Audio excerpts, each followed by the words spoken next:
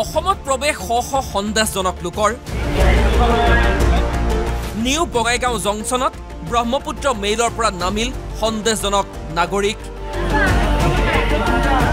বাংলাদেশৰ পৰা অসমলৈ অহা বুলি বিস্ফোৰক স্বীকাৰোক্তি দিয়ে অবৈধ বাংলাদেশী কেইটাই कहाँ से आया? जमालपुर से है बांग्लादेश में आया था बांग्लादेश से इधर आया था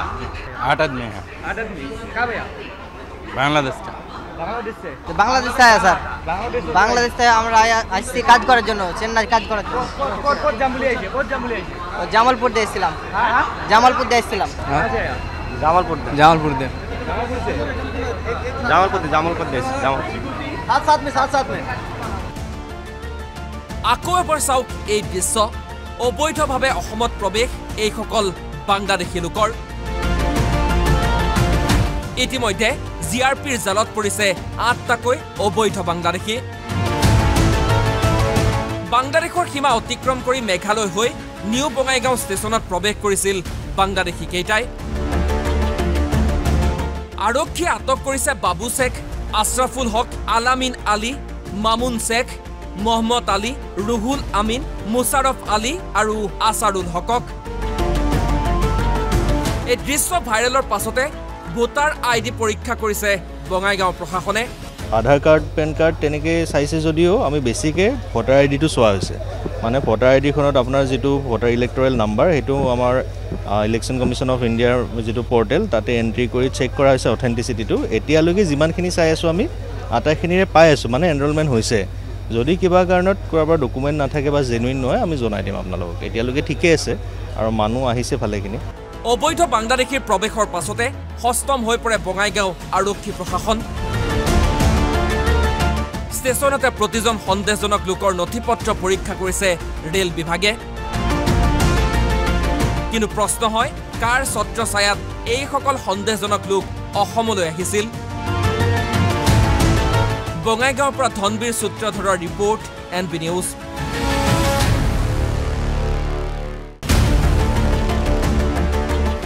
অসমত প্ৰৱেশ শ সন্দেহজনক লোকৰ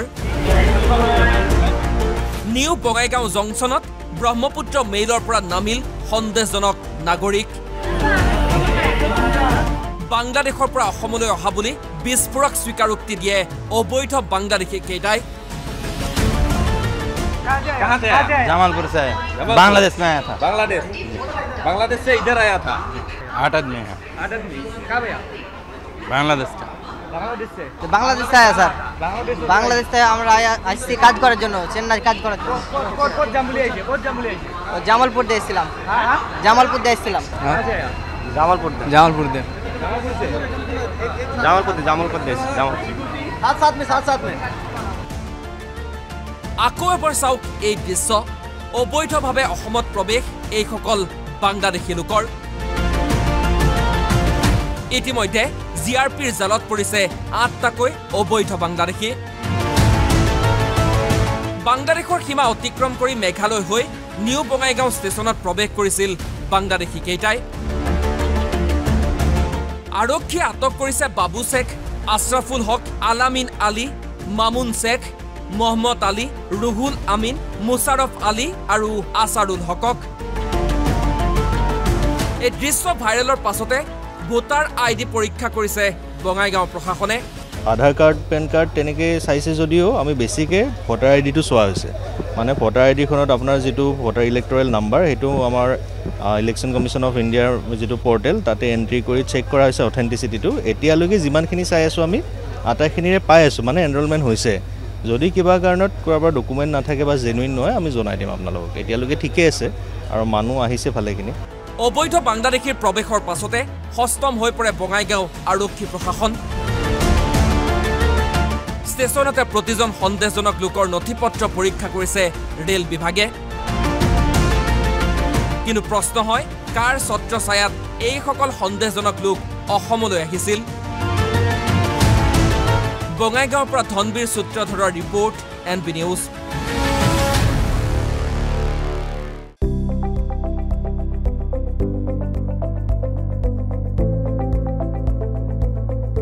NB নিউজ সহজ সৰল ভাষাত নৱভাৰতৰ কথা।